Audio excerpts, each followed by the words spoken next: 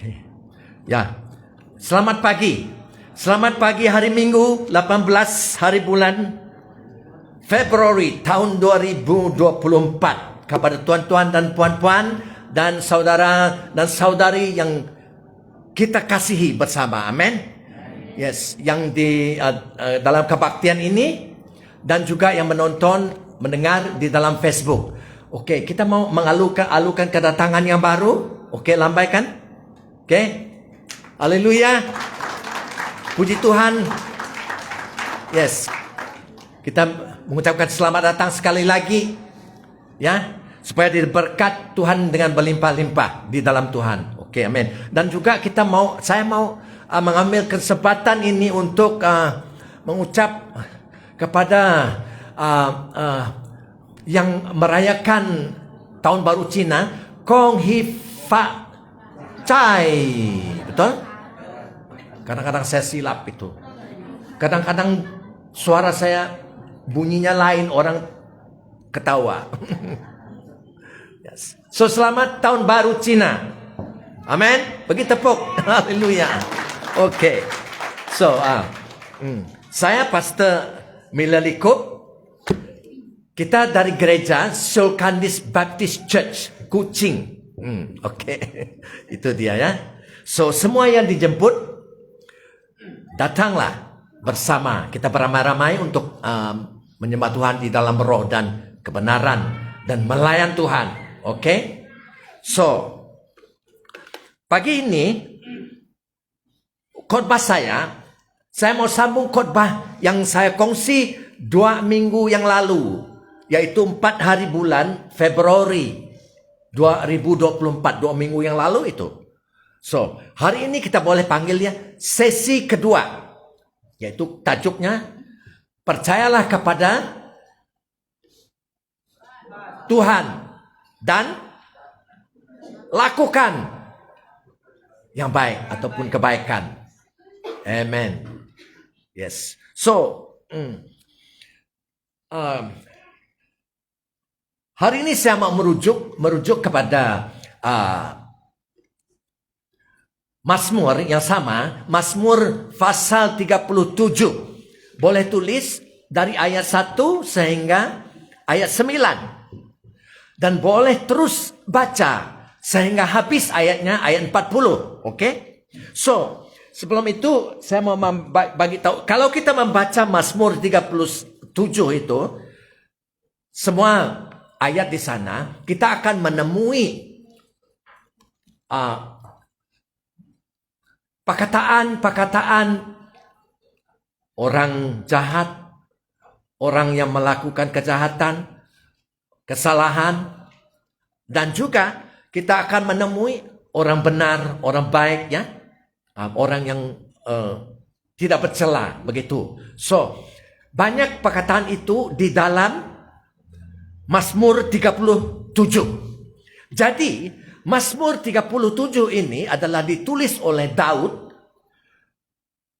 1000 tahun sebelum Yesus datang ke bumi ini. So, Mazmur 37 ini adalah tentang apa?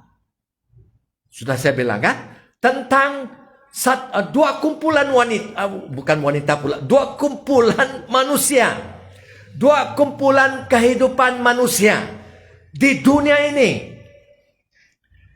Satu kumpulan kehidupan di dunia ini adalah kumpulan manusia yang jahat. Hidup manusia yang jahat itu satu kumpulan manusia di dunia ini. Dan satu lagi kumpulan manusia di dunia ini adalah hidup manusia yang baik, yang benar. So, dua kumpulan ini, dan firman daripada Mazmur 37 ini memberitahu kita tentang kehidupan dua kumpulan ini. Jadi kita boleh membaca di sana, habis boleh baca sampai 40 ayat 40, yaitu kumpulan yang pertama ya adalah kumpulan apa tadi? Kumpulan orang yang jahat, kumpulan orang melakukan kejahatan, melakukan kesalahan, melakukan dosa, kumpulan orang yang berdosa. Di dalam perjanjian baru, saya mau meringkas di sini, saya tidak mau membaca banyak ayatnya. Perjanjian baru di dalam buku Wahyu, the book of Revelation, chapter 21 verse 8, yaitu Wahyu, buku yang terakhir perjanjian baru, pasal 21 ayat 8. Ini adalah kumpulan orang-orang jahat di dunia ini sekarang, ya. Yaitu firman Tuhan mengata, mereka yang pengecut, yang takut, ya. Tidak beriman, mereka yang durjana, pembunuh, mereka yang melakukan yang cabul, mereka ahli sihir, penyembah berhala, dan semua pendusta. Pendusta adalah orang bohong, ya, liars. Serius ini, ya, akan dimasukkan ke dalam lautan yang menyala dengan api dan belereng. Itu adalah neraka. Ini belum berlaku. Ini berlaku pada akhir zaman, pada hari penghakiman. Siapa yang menghakim manusia semua di bumi ini? Nama dia? Yesus Kristus. Itu firman Tuhan. Itu adalah kumpulan manusia hidupnya yang jahat-jahat. Oke. Jadi ada satu lagi kumpulan manusia yang dipanggil manusia yang hidupnya adalah yang baik. Manusia hidupnya adalah yang benar. Ada manusia yang benar di sini? Bagus. Oke. Siapakah manusia yang benar itu? Di mata Tuhan yang benar. The righteous. Itu perkataan benar. Righteous berarti yang kudus. Manusia yang kudus. Oke? Dan manusia yang kudus ini pada akhir zaman juga akan ada komennya dari firman Tuhan, dari Wahyu. Di manakah tempat mereka berada nanti? Setelah penghakiman? Wahyu pasal 20 ayat 15. Di sana mengata, semua manusia yang benar, yang nama-namanya ditulis dalam buku kehidupan, buku anak domba, buku Yesus itu. Sekarang mereka sudah di surga. Luar biasa.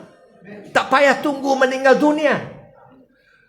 Hari ini seorang itu bertobat, percaya pada Yesus, dan terus percaya, nama dia terus ditulis di surga. Luar biasa itu. Jadi tidak akan dihakimi. Ini kebenaran Tuhan. Bahkan firman Tuhan mengata, kalau kamu orang benar, saya orang benar, yang dimiliki Yesus, kita duduk di sini kan? Tetapi firman Tuhan mengata, di mata Tuhan, di mata Allah Bapa, kita duduk di dalam Yesus di surga. Wow, terlalu indah untuk dipercayakan. Tetapi percaya. Itu sebab bila kamu duduk di mana saja kamu pergi, saya pergi, kita di dalam Yesus. Amen. Kalau kita di dalam Yesus, kita yang benar, orang benar. Siapa yang boleh menentang kita?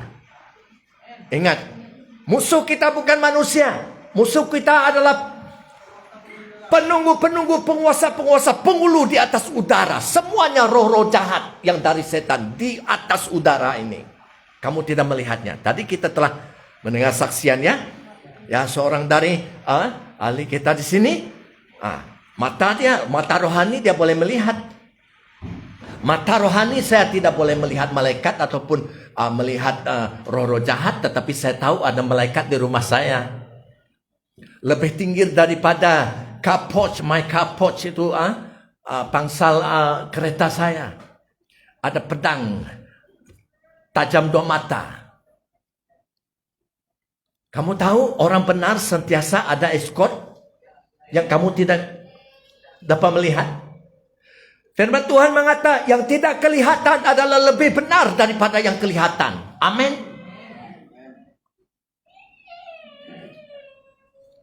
That's good. Oke. So, kita melihat di sini ya.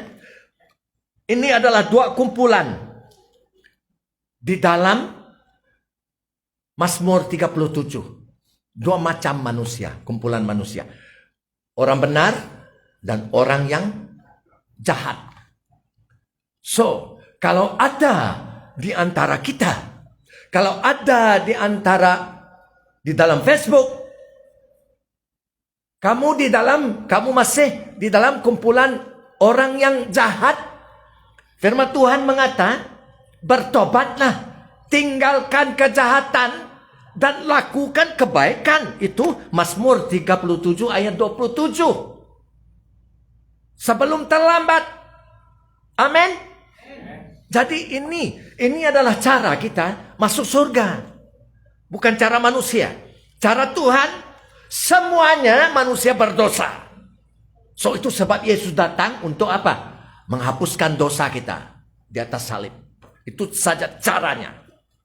Dan semua manusia sekarang karena Yesus sudah datang dan sudah kembali ke surga dan telah menggenapi apa tujuannya datang untuk menghapuskan dosa. Boleh bertobat, boleh masuk surga. Senang saja. Hanya percaya. Do you believe? Yesus mengatakan, akan terjadilah seperti kepercayaanmu. Right? Akan terjadi padamu seperti kepercayaanmu. Will be done to you as you believe. Amin. Senang. Tak payah sekolah. Jangan salah paham. Jangan kamu cakap, oh Pastor Miller ini melarang anak-anak kami sekolah. Tidak. Pergi sekolah. Pergi pandai-pandai. Pergi universitas. Kalau dapat. Kalau tidak dapat, no problem. Ya. Tetapi yang penting sekali di dalam hidup kamu dan saya, Yesus Kristus. Amin. Haleluya. So, kalau ada di antara orang yang masih di dalam golongan manusia yang jahat, bertobatlah. Tinggalkan kejahatan, lakukan kebaikan. Setelah kita meninggalkan kejahatan, berarti kita meninggalkan dosa. Berarti kita bertobat. Kenapa kamu dan saya bertobat? Karena kita percaya pada Yesus Kristus. Nah, bila kita percaya pada Yesus Kristus, kita bertobat. Bertobat artinya kita mengubahkan pikiran kita. Dulu kita tidak percaya pada Yesus. Tetapi sekarang setelah kita mendengar berita baik, kita percaya pada Yesus. Jadi kita ubahkan pikiran kita. Dan kita mengakui dosa. Satu persatu akui dosa. Yesus mendengar. Karena Yesus hidup. Yang ada di seluruh bumi. Atas bumi. Di surga. Di bawah bumi. Dia Tuhan, dia Allah. Amin. So Allah menjadi manusia. Immanuel. Memperolehkan kamu. Membeli kamu dan saya oleh darah Yesus. Kita didamaikan kembali kepada Allah yang mencipta segalanya. So ampunkan saya dosa ini Tuhan. Ampunkan saya dosa ini. Ampunkan saya dosa ini. Dan dia mengampun. Karena itu adalah tujuannya mati di atas salib. Firman Tuhan di dalam Lukas mengatakan supaya berita baik tentang pengampunan dosa diberitakan di seluruh dunia. Itu berita baik. That is Injil. Jadi bila itu berlaku, kamu diampun dari segala dosa. Dan kamu menerima Roh Kudus. Kenapa? Karena kamu tidak boleh menerima Roh yang kudus kalau kamu masih dalam dosa. Jadi Roh Kudus hanya datang bila kamu mau, dia datang menerima dia. Setelah kamu dikuduskan daripada segala dosa, ya.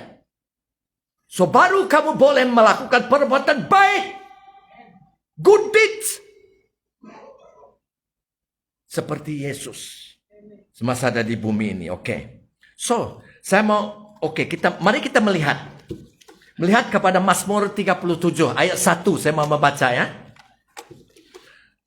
Supaya kita lebih mengerti kalau membaca firman Tuhan nanti. Karena ada bahasa di sana mungkin kamu dan saya tidak mengerti ya. Oke. Mazmur 37, the book of Psalm 37. Verse 1, ayat 1. Jangan gusar karena orang melakukan kejahatan. Gusar di sini dalam bahasa asar, bahasa Yahudi, diterjemah kepada bahasa Melayu adalah jangan risau. Jangan risau karena orang melakukan kejahatan. Dan jangan iri hati karena orang yang melakukan kedurhakaan. Jangan risau. Ini ditulis oleh Daud berapa ribu tahun tadi? 1000 tahun kurang lebih ya. Sebelum Yesus datang ke bumi ini. Dan apabila Yesus datang ke bumi ini, 1000 tahun kemudian, Yesus mengambil kebenaran yang sama di dalam Mazmur ini. Dan dia mengingatkan murid-muridnya sekali lagi. Jangan risau. Ada? Ada tidak? Yesus dengan murid-muridnya, dia mengata, oke, di mana itu? Oke. Di dalam Yohanes pasal 14 ayat 1. Apabila Yesus datang ke bumi ini, firman kebenaran yang sama yang ditulis Daud ini 1000 tahun yang lalu. Siapa? Bagaimana Daud tahu kebenaran ini? Roh Kudus yang memenuhi Daud. Roh Kudus adalah Roh Kudus Yesus Kristus. Roh Kudus Allah yang sama memberitahu Daud untuk menulis. Dan bila Yesus datang ke bumi ini 1000 tahun setelah itu, Yesus memberitahu muridnya kebenaran yang sama. Jangan risau. Oke, saya mau membaca dari visi Indonesia ya. Pagi ini saya menggunakan visi Indonesia dan visi Borneo pagi ini. Oke. So, John ya. Pasal 14 ayat 1. Janganlah, ini Yesus mengatakan kepada murid-muridnya. Siapa murid Yesus di sini? Angkat tangan, cepat. Kalau belum, saya galakkan untuk menjadi murid Yesus lah, itu yang terbaik. Haleluya. Janganlah gelisah hatimu. Jangan gelisah hatimu dalam satu perkataan yang lain. Janganlah risau hatimu. Do not let your heart be troubled. Itu, jangan risau hatimu. Percayalah kepada Allah. Percayalah juga kepadaku, kata Yesus. Amen. Jadi, kenapa Yesus memberitahu kamu dan saya jangan risau? Ada orang tidak pernah risau di sini? Ada orang selalu risau? Ada orang risau tidak? Ada orang tidak pernah risau? Angkat tangan. Tidak ada manusia yang tidak pernah risau. Bingung itu, bingung ini. I'm trouble. Karena kamu dan saya selalu risau, itu sebab Tuhan mengatakan jangan risau.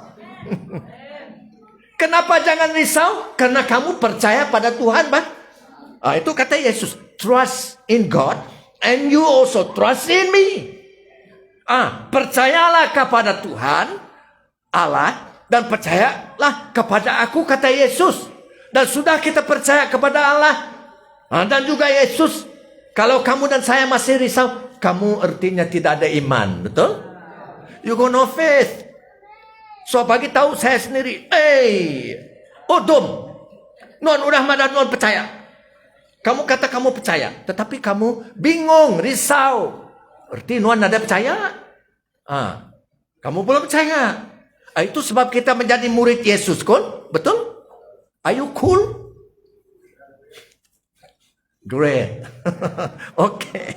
So, jadi saya mau tanya, Yesus semasa ada di bumi ini pernah risau kan?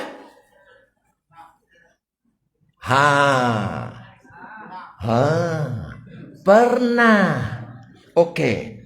Di mana dia? Yohanes pasal 12 ayat 27. Ya. Yohanes pasal 12 ayat 27.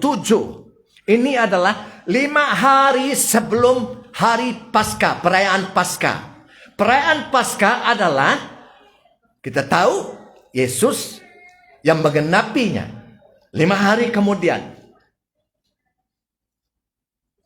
Dia adalah domba Paskah, yang disembelih untuk menebus dosa semua manusia di dunia ini. Jadi 5 hari sebelum Paskah, 5 hari sebelum Yesus menderita dan dibunuh, mati di atas salib. 5 hari sebelum, dia mengatakan kepada murid-muridnya, ini kata dia, Yohanes pasal 11 ayat 27. Sekarang jiwaku terharu. Tadi kita dengar, saudari kita, dia terharu kan? Bingung. Risau. Yesus mengatakan kepada murid-muridnya, sekarang jiwaku risau. Dan apakah yang akan kukatakan? Bapa, selamatkanlah aku daripada saat ini? Tidak. Sebab untuk itulah aku datang ke dalam saat ini. Jadi, apa maksud Yesus itu? Yesus mengatakan, Yesus manusia kan? 100% manusia. Yesus juga 100% Allah. Ilahi. Amin. So, tujuan dia datang menjadi manusia, Allah menjadi manusia dan masih juga Allah, adalah untuk mati, menderita dan mati untuk semua, menghapuskan semua dosa manusia. So di sini dia hirau. Kalau kita membaca Matius pasal 26, yaitu Yesus sebelum dia menderita dan mati, dia berada dengan muridnya. 3 orang muridnya, Yohanes, Petrus, Yakobus, di mana? Di taman Getsemani. 3 kali dia mengatakan kepada Allah dalam bahasa yang kamu dan saya paham, Allah Bapa, kalau boleh tidak, kalau saya tidak melalui penderitaan ini dan mati di atas salib. Itu bahasa yang kamu dan saya paham. Can or not? Kalau saya tidak melalui penderitaan dan mati itu 3 kali. Dan 3 kali juga di dalam taman Getsemani, Yesus mengatakan kepada Bapaknya, not my will. Bukan kehendakku Bapa, tetapi kehendakmu jadilah. 3 kali dia mengatakan, jadilah kehendakmu Bapa. 3 kali, jadilah kehendakmu Bapa. Jadilah kehendakmu. Itu sebab dia mati. So, kita melihat Yesus risau. Tetapi firman Tuhan mengatakan Yesus tidak pernah berdosa sebagai manusia. So, di sini sebelum dia mati, dia tahu murid-muridnya akan dianiayai, akan diserang oleh banyak manusia, seperti banyak Kristen juga di dunia ini. So dia mengatakan dalam Yohanes pasal 14 ayat 1 tadi, janganlah risau, percayalah kepada Allah dan percaya juga kepadaku. Amin.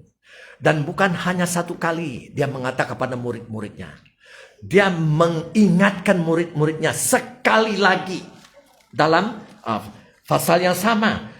Pasal 14, Yohanes 14 ayat 27. Dia mengingatkan murid-muridnya sekali lagi. Tentang apa? Jangan risau. Tetapi ayat 27 dia menambahkan 1 perkataan lagi. Jangan risau dan jangan takut. Dan dia menambahkan 1 lagi. Damaiku, damai sejahteraku, ku tinggal padamu. Aku beri kepadamu. My peace I leave to you. I give to you.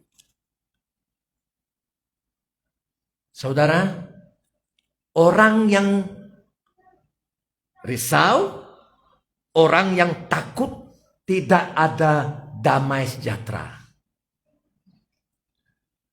Kebenarannya Alkitab, kalau orang itu ada damai sejahtera, dia tidak takut, dia tidak risau. Amen. Firman Tuhan mengatakan di dalam Efesus pasal 4 ayat 14. Yesus adalah damai sejahtera kita. Jesus is our peace. He is our peace, who has taken down every walls. You are my peace, our peace. He is our peace. So cast all your cares on him. Out of tune saya bernyanyi. For he cares for you. He is our peace. He is our peace. Amen. Di dunia ini, di bumi ini bukan damai dari dunia, ini damai dari surga. Tidak ada damai dari manusia boleh mendamaikan manusia. Itu sebab sampai sekarang masih runding damai, tetapi tidak pernah ada damai. Peperangan sana sini, Pak. Karena damai yang sebenarnya dari Yesus. Itu sebab kamu dan saya sekarang, walaupun kita tidak setuju kan, karena pikiran kita tidak sama. Itu sebab Tuhan mau kita membaharui pikiran kita dengan pikiran Yesus, firman Tuhan, supaya sama. Tetapi kita ada damai. Lihat, pelbagai bangsa di sini. Pelbagai bangsa. Tetapi kita satu tubuh. Kita ada satu kebenaran. Kita ada satu pikiran akhirnya. Kenapa? Kita membaharui pikiran kita dengan pikiran Tuhan. Firman Tuhan. Amen. So, Yesus adalah damai kita. Sekarang Yesus di mana? Saya mau tanya. Yesus batang tubuhnya di surga. Jadi siapa di sini? Roh Kudus Yesus. The Holy Spirit of God. Roh Kudus Allah. Roh Kudus Yesus. Jadi itu sebab hanya orang benar ya ada damai. Kenapa? Hanya orang benar yang sudah percaya pada Yesus boleh menerima Roh Kudus Yesus yang Dia utus untuk kita. So kita ada Roh Kudus, ada damai. We have peace that surpasses understanding. Ini ajaib, ini mukjizat. Itu sebab banyak gereja mereka ini sedih. Bukan semua gereja yang dimiliki oleh Yesus. Ada gereja palsu juga. Tidak ada damai. Nampak ada damai tetapi gaduh, tidak kenal satu sama yang lain, tidak ada rukun, cannot, tak dapat. So kita perlu ada damai. Orang benar adalah Kristen yang percaya, yang terus percaya dan ikut Yesus dan dipenuhi oleh Roh Kudus. Right? Ini bukan damai dari dunia. Di dalam Galatia pasal 5. Oke, Galatia pasal 5. Hanya Roh Kudus memberi kita damai. Damai sejahtera itu adalah salah satu daripada perisal, flavor, buah roh. Buah roh ada berapa buah? Satu buah saja. Satu buah roh. Tetapi di dalam satu buah roh itu ada 9 flavor, 9 perisal. Amen. Saya mau membaca di sini. Perisalnya adalah 9, tetapi satu buah. Di manakah Roh Kudus itu memberi buahnya? Di manakah buah dia berada? Di dalam kita. Di dalam orang benar. Sekarang saya bercakap tentang orang benar ya, oke? So, Galatia pasal 5 ayat 22 mengatakan, tetapi buah roh, satu buah saja, ialah kasih, sukacita, damai sejahtera. Ada damai? Amen. Kesabaran, kemurahan, kebaikan, kesetiaan, kelemah lembutan, penguasa diri. Tidak ada hukum yang menentang hal-hal itu. Tidak ada undang-undang. Tidak ada hukum. Kalau kita menyatakan, menyalakan hidup, perisa buah roh ini ada 9-nya, saudara, mana ada hukum di dunia ini dapat masuk kamu, tangkap kamu, gantung kamu di rumah gantung, di penjara. Tidak ada. Tetapi sedihnya, manusia tidak paham. Kenapa? Karena damai sejahtera ini yang kita kata tadi, semua baro ini, buah roh ini, 9 perisanya bukan dari dunia ini. Itu sebab dunia tidak tahu. They don't understand. Tetapi ini dari surga. Kamu dan saya warga negara Malaysia. Amin. Tetapi dalam waktu yang sama kita warga negara surgawi. Amin. So kita memiliki hidup surgawi. Hidup surgawi adalah kamu ada kasih. Ini kasih Allah, bukan kasih manusia. Kamu ada sukacita. Tadi kita dengar ada sukacita. Joy. Ini sukacita Allah. Hanya orang benar yang dipenuhi oleh Roh Kudus memiliki buah roh ini. Jadi semua kita di sini ada buah roh.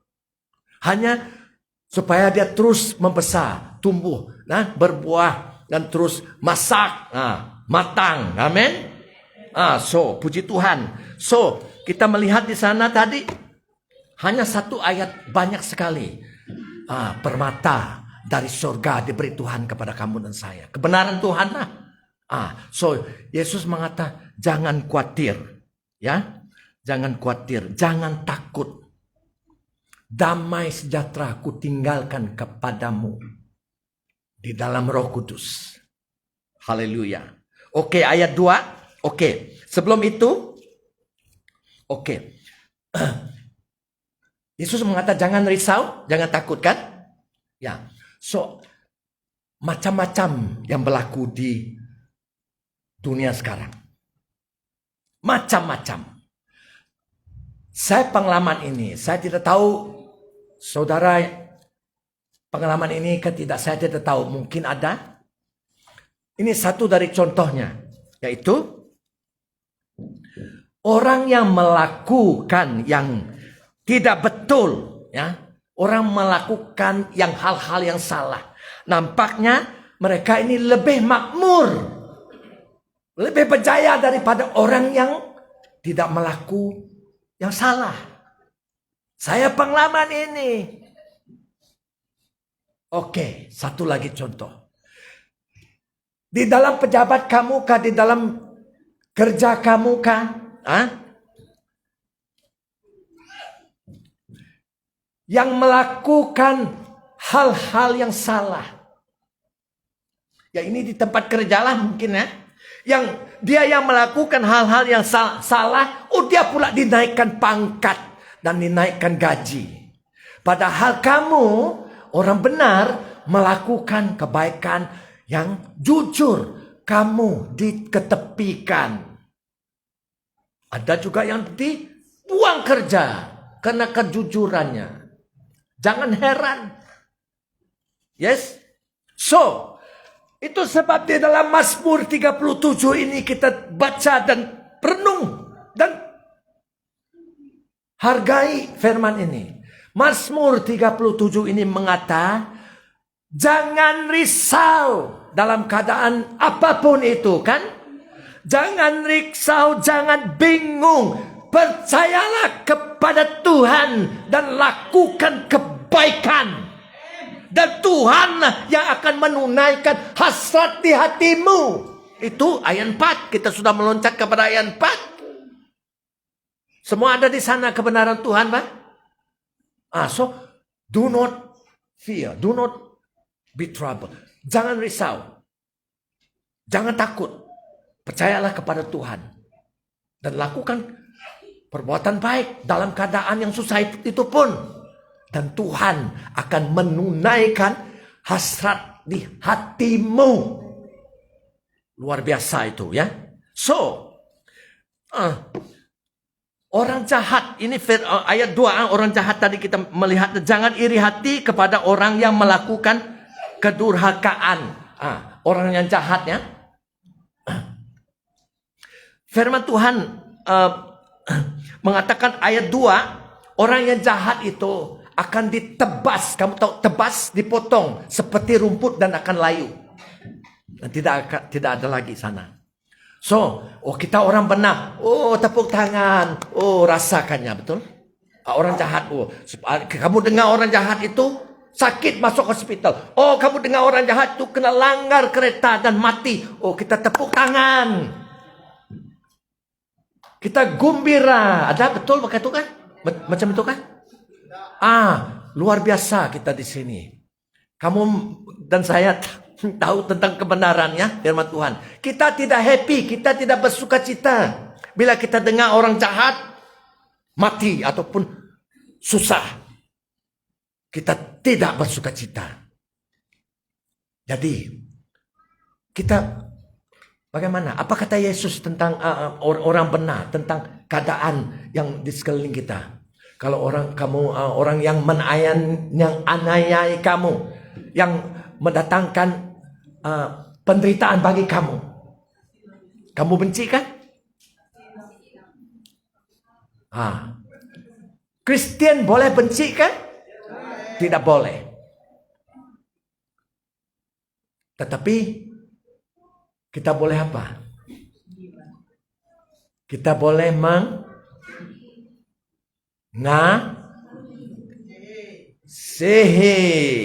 Yes, okay. So, Yesus mengatakan kepada murid-muridnya, Pak. Ini di dalam Matius pasal 5 ayat 44 sampai 48 ya. Matius pasal 5 ayat 44 sampai 48, tulis saja. Saya tidak akan membaca habis. Ini kata Yesus kepada murid-muridnya. Tetapi aku berkata kepadamu, kasihilah musuhmu. Dan, ada dan itu. Bukan hanya mengasihi musuhmu. Dan, apa? Berdoalah bagi mereka yang menganiayai kamu. Berdoalah bagi mereka yang mendatangkan penderitaan bagi kamu. Itu dia. Tetapi ada orang Kristen mengatakan, kamu tidak boleh benci. Ya, saya tidak pernah benci. Itu bukan hidup saya yang benci itu. Seorang itu tanya lagi. Saya mau bertanya, adakah kamu mengasihi? Dia diam. Mungkin ada orang mengatakan, ya saya mengasihi saudara seiman. Seorang lagi tanya dia, adakah kamu mengasihi musuhmu? Dia diam. Apa kata Tuhan? Jangan benci, kasihilah musuhmu dan doakanlah mereka yang menganiayai kamu. Bagaimana? Apa mau berdoa pada musuh? Apa mau doa? Bagaimana untuk berdoa untuk musuh itu? Bagaimana? How do I pray? What do I pray for my enemies? Doa. Itu sebab penting kita ada banyak obat Tuhan. Apa obat Tuhan tadi? Firman Tuhan. Doa. Bagaimana berdoa untuk musuh kamu? Bagaimana berdoa untuk orang yang mendatangkan penderitaan pada kamu? Berdoa dalam kasih. Kan buah roh tadi kasih, love. Tuhan, saya tahu mungkin perasaan saya sebagai manusia begini begitu. Tetapi engkau memerintahkan saya untuk mengasihi. Saya ada Roh Kudus. Saya ada salah satu dari perisai buah roh, kasih. Amen. Berdoa untuk musuh itu. Orang yang benci kepada kamu, orang yang mendatangkan penderitaan pada kamu, berdoa. Tuhan, saya ampunkan dia. Tuhan, saya berdoa. Tuhan, nyatakan dirimu dalam visi kepada orang ini. Ataupun dalam mimpi bila dia tidur. Tuhan, supaya dia bertemu dengan Yesus Kristus yang hidup. Dan bila dia bertemu dengan engkau menyatakan dirimu kepada orang yang jahat ini, dia bertobat dan percaya pada Yesus, dia akan melakukan yang baik. Dia berubah. Oh, saya percaya banyak di sini juga seperti saya. Saya mendengar banyak saksian di seluruh dunia tentang manusia pelbagai bangsa dan pelbagai agama ini. Mereka bertemu dengan Yesus melalui visi. Yesus menyatakan dirinya pada mereka. Yesus yang hidup. Yesus Kristus. Dan di dalam mimpi juga Yesus menyatakan dirinya kepada mereka. Hasilnya, buahnya adalah mereka ini bertobat karena bertemu dengan Yesus di dalam visi dan mimpi. Yesus hanya menyatakan dia begini dan mengatakan, aku Yesus Kristus. Itu saja firman-Nya. Orang itu bertobat dan percaya pada Yesus, dan hasilnya dia berubah, dia menjadi orang baik.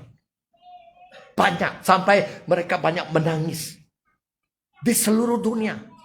Dari berbagai bangsa manusia, berbagai agama. Mereka meninggal agama mereka dan ikut Yesus menjadi orang benar. Ini Allah kita, hidup. Yesus hidup. Amin. Dia yang mengubah kita. Haleluya. Yes. So, Yesus mengatakan kepada kamu dan saya, murid-muridnya, amin. Orang benar ya. Kasihilah musuhmu dan berdoalah bagi mereka yang menganiayai kamu. Karena apa? Karena dengan demikianlah kamu menjadi anak-anak Bapa yang di sorga. Ada buahnya, ada buktinya. Anak Bapa yang di sorga. Bukan semua Kristen anak Bapa di sorga.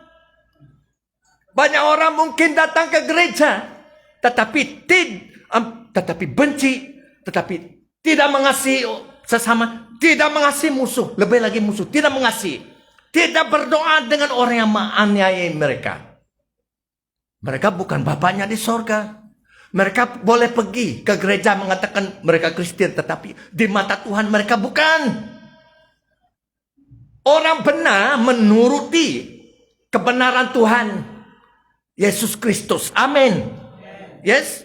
So demikianlah kamu menjadi anak-anak Bapamu yang di sorga, yang menerbitkan matahari bagi orang yang jahat dan orang yang baik, dan menurunkan hujan bagi orang yang benar dan orang yang tidak benar.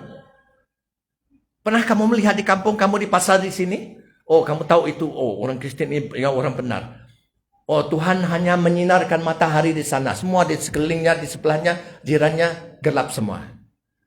Oh, dan bila hujan, oh kamu saja ada hujan. Jiran kamu yang tidak benar, oh tidak ada hujan.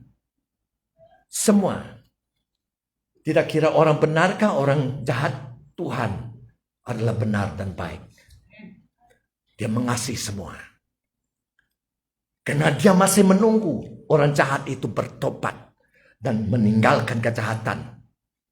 Jadi baik di dalam Yesus melakukan kebaikan. Amin. Luar biasa. Yes. So, karena ayat 48 ini penting ya juga. Karena itu dia mengatakan kepada siapa sekarang? Karena itu yang mengatakan kepada orang benar, kepada kamu dan saya ya. Karena itu haruslah kamu sempurna, sama seperti Bapamu yang di sorga adalah sempurna. Oke. Tadi saya tidak membaca itu di dalam Mazmur 37.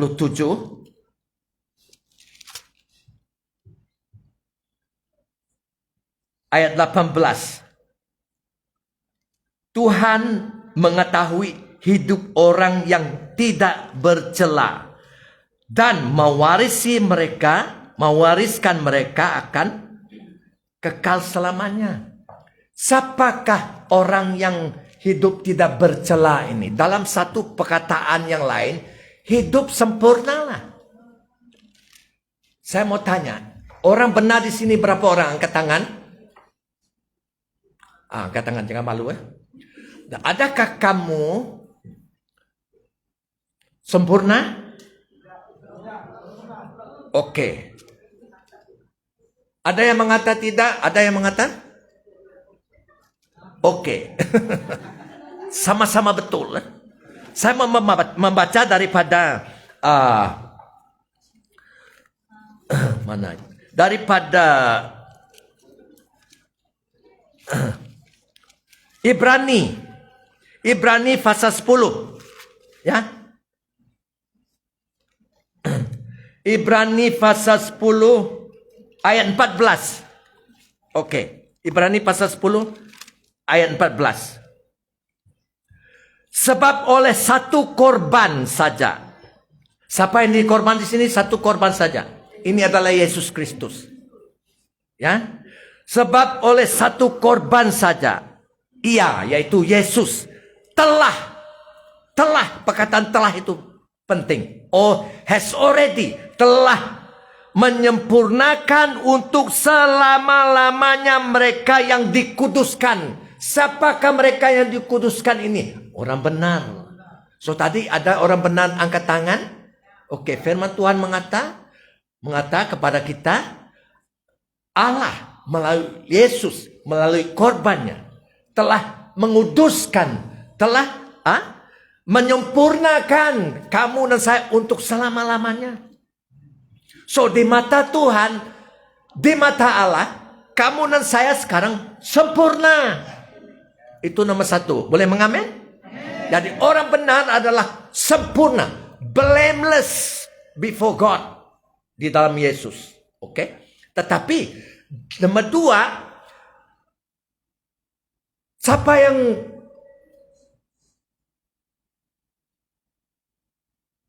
sempurna di sini tadi? Kita ya. So kamu lihat diri kamu. Kamu benar sempurna kan? Allah mengata saya orang benar. Saya sempurna. I'm perfect. Tapi saya lihat diri saya, banyak lagi yang mau repair. Banyak lagi kesalahan, betul? Jadi kita dalam waktu yang sama, firman Tuhan mengata, jadilah, be perfect lah. Jadilah sempurna. Usaha untuk menjadi sempurna, karena Allah Bapamu di sorga sempurna. So, nomor satu, di mata Allah kita sudah sempurna. We are perfect already. Nomor dua, kita masih berusaha untuk menjadi sempurna. Nomor tiga, kesempurnaan kita itu akan digenapi sebentar lagi. Tidak lama lagi. Bilakah itu? Amen. Pengangkatan. Bila tubuh yang fana ini diubah kepada tubuh yang mulia, barunya kita perfect, being fulfilled, digenapi kesempurnaan kita itu. So masih banyak peluang untuk kita berusaha menjadi sempurna kan? Ya. So kita melihat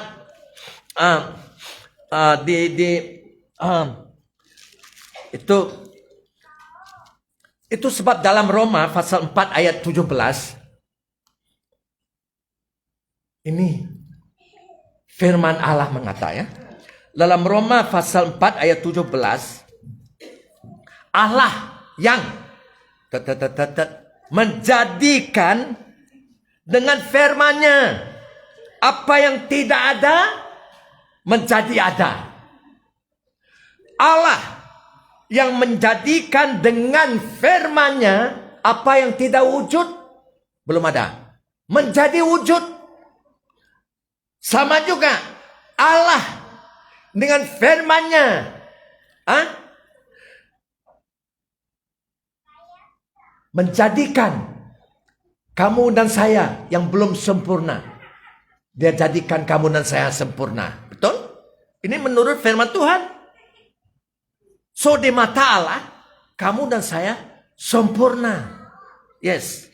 Dan kita tahu Yesus kemudian mengata kepada murid-muridnya, jadilah sempurna karena Bapamu sempurna. Dia tahu kita belum sempurna, so kita berusaha menjadi sempurna. Saya terus akan berusaha. Oleh Roh Kudus kita boleh. Makin sehari makin menjadi seperti Yesus. Amin. Oke. So, kita melihat banyak lagi yang belum kita kongsikan. Mungkin kita akan berhenti sebentar. Oke. Satu lagi. Oke. Ayat 3 telah kita dengar, yaitu ayat 3 mengatakan, percayalah kepada Tuhan dan lakukan kebaikannya. Lakukan kebaikannya. Tinggalkan di tanah. Dalam satu bahasa yang lain, tinggalkan di bumi. Dan berpeganglah kepada kesetiaannya. Setialah. Percaya kepada Tuhan dan lakukan kebaikannya. So, mungkin saya tidak tahu. Mungkin kamu pengalaman ini juga. Saya pernah mengatakan kepada orang, saya percaya pada Tuhan, saya orang Kristen, saya taat kepada Tuhan. Tetapi saya berdoa, sampai sekarang doa saya belum dijawab Tuhan, katanya. Betul? Ataupun ada seorang lagi mengatakan, saya percaya pada Tuhan. Tetapi saya mengatakan pada Tuhan, saya ada hasrat di hati ini. Tetapi sampai sekarang Tuhan belum memberi belum mengenapi hasrat di hati saya. Saya tidak ada komen, saya tidak tahu. Saya mau tanya di sini. Adakah kamu ataupun saya betul kah? Tuhan betul. Siapa yang betul? Ya. So mungkin ada yang tidak berapa betul di dalam hidup kita. Mungkin itu sebab Tuhan tidak dapat menjawab doa kita. Tetapi saya tahu Yesus mengajar saya ini dulu. Lama sudah dia mengatakan, Miller, kalau kamu berdoa begini, apa saja kamu minta di dalam namaku, aku akan memberi. Dan dia mengatakan, percayalah apa yang kamu minta dan kamu doa itu di dalam namaku, dia kata. Itu penting. Bahwa kamu sudah menerimanya. Kamu telah menerimanya. Dan hal itu akan diberi kepadamu. Berartinya, saya berdoa, saya minta, tetapi saya belum melihatnya. Belum datang, belum ada, belum diberi. Dan Yesus memberitahu, percaya bahwa kamu telah menerimanya. Iman, faith, dan yang akan diberikan kepadamu. Markus mana? Markus pasal 11 ayat 24. So, jangan tidak percaya. Tuhan tidak boleh melakukan sesuatu kalau kita was-was seperti lalang, ya. Ingat itu dalam Yakobus, ya. So, ayat 4. Saya mau mungkin kita mau berhenti di sini. Kita mau sambung pada masa yang lain. Karena kita sudah lapar mau makan, kan. Ada makan besar-besar hari ini. Aduh. Ya. Jadi seronok untuk bergaul dengan satu sama yang lain. Dan makan yang enak-enak. Haleluya. Oke, ayat 4. Berbunyi begini, ya. Percayalah. Bukan. Ayat 4. Carilah kebahagiaan daripada Tuhan. Carilah kebahagiaan daripada Tuhan, maka dia akan menunaikan hasrat hatimu. Delight yourself in the Lord, and He will give the desire of your heart. Itu perkataannya. Delight, perkataan delight, saya lihat kamus BM. Delight bahasa Inggris itu dalam BM artinya keseronokan. Keseronokan. Delight yourself in the Lord. Berartinya keseronokanmu adalah bergaul dengan Tuhan. Keseronokanmu adalah dengan Tuhan. Itu delight yourself in the Lord. Adakah kita seronok dengan Tuhan? Harus latih supaya kita bergaul dengan Tuhan, kan? Bagaimana kamu bergaul dengan Tuhan? Kamu cakap-cakap bercerita dengan Tuhan. Seperti kita bercakap dengan satu sama yang lain. Kita bergaul dengan Tuhan. Kita juga menyembah Dia. Kita memuji Dia. Haleluya. Seperti apa yang berlaku pagi ini. Dalam kebaktian ini, ya. Sebelum ini, ya. Dan bagaimana kita menjadi seronok dengan Tuhan juga. Bila kita membaca firman Tuhan, merenung. Wah, melihat wahyu ini, wahyu itu. Wah, kita dibaharui pikiran kita. Kita seronok dengan Tuhan. Bila kita berdoa, bila kita bergabung, berhimpun di dalam penghimpunan orang kudus pada minggu ini. Dan kita seronok dengan Tuhan bila kita memberitakan berita baik. Amin. Itu adalah keseronokan dengan Tuhan. That is delight in the Lord. And He will give you the desire of your heart. Dan Dia akan memberi kamu hasrat hatimu. Apakah hasrat hatimu? Bukan hasrat dagingmu. Betul? Hasrat hati kita Dia akan memberi. Karena keseronokan kita adalah dengan Tuhan. Dia tidak akan memberi hasrat dagingmu yang bertentangan dengan Tuhan. Kenapa hasrat hatimu? Saudara, semua orang benar, ini tentang orang benar kan? Semua orang benar telah diberi Tuhan hati baru. Roh baru. Dan di hati baru dan roh baru itu Tuhan mengutuskan. Dan Roh Kudusnya diam di dalam roh kita dan hati kita yang baru. Hanya orang yang telah bertobat dan dihapuskan dosanya. Diberi Tuhan roh baru, hati baru. Dan diberi Tuhan Roh Kudus. Roh yang kudus. Roh Kudus tidak dapat diam di dalam hati yang berdosa, yang belum kudus. Very simple. Senang saja. Jadi itu sebab Tuhan mau di mana-mana manusia berada sekarang, dalam apa saja keadaan, untuk bertobat. Percaya pada Yesus dan terima Roh Kudus. Hati baru, Roh Kudus, Roh yang kudus diam di dalam hati baru itu. Itu sebab Tuhan mengatakan, aku akan menunaikan hasrat hatimu. Hati yang baru, hati yang dipenuhi oleh Roh Kudus adalah hati yang mengingini yang tulus, yang kudus. Amin. Yes, so luar biasa.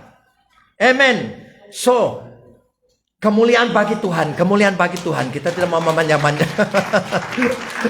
So, renung lagi ya. So, puji Tuhan. So, kita bertemu lagi minggu depan. So, sekarang yes, oke.